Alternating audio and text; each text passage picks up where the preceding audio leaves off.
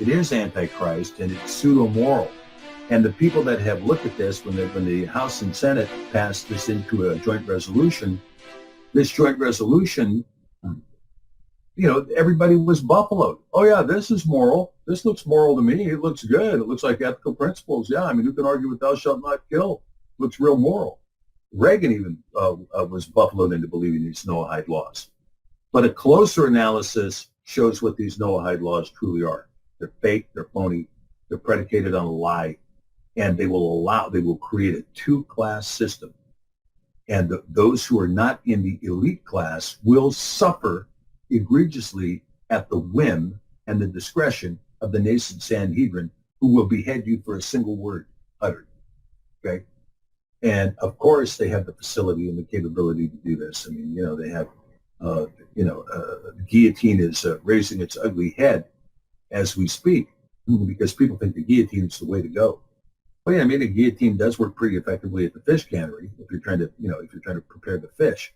But when you're talking about beheading human beings, allow me to remind this world, okay, that this Chabad Lubavitch, which was, the chief sponsors behind Zionism, and Zionism was rising in the late 1800s as a movement, and that Zionist movement, when it joined with the Jesuits, moved with American money to overthrow the Tsar in Russia and to create a communist system that was run primarily by Zionist Jews.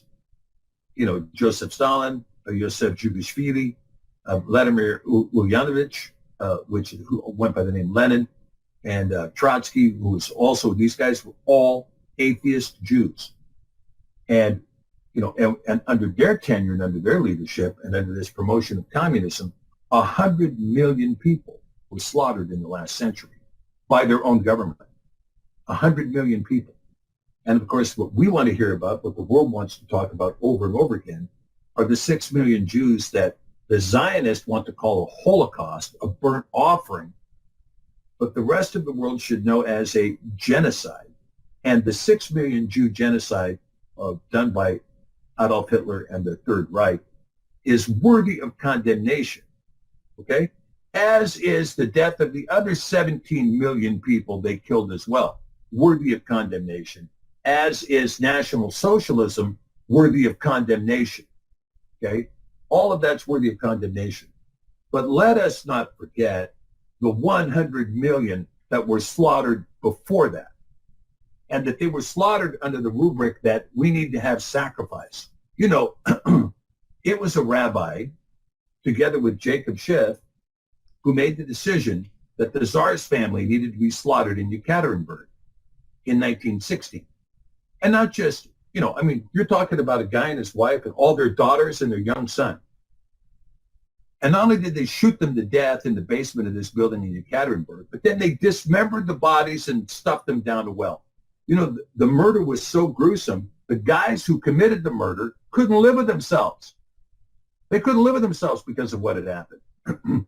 But they were told, because the rabbi had made a decision, that a blood sacrifice was required in order to create the communist state desired by the Zionists, who were being promoted by Chabad Lubavitch and the Jesuits, to overthrow this czar and to, again, impose their idea of Noahide laws at that time they called the Communist Manifesto, right? They had a different name for the Noahide laws then, and they had a different Sanhedrin, the Komsomal.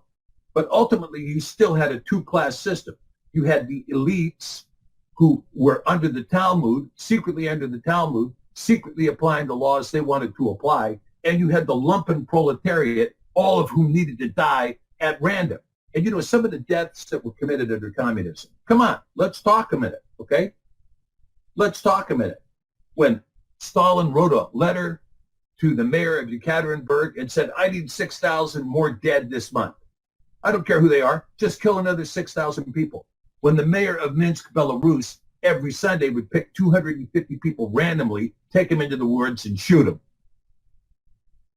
When Khrushchev, under the orders of Stalin, went into Ukraine and sequestered all of the crops, all of them, 100% of them for 2 years in a row, until Ukrainian mothers were saying, I have 5 children.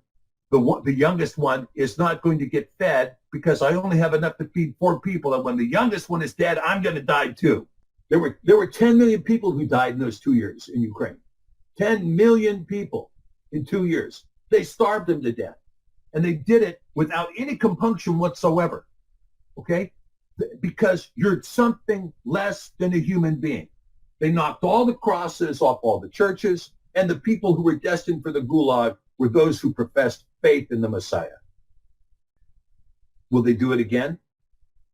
Let these Noahide laws come into fruition. That's exactly what you're going to see.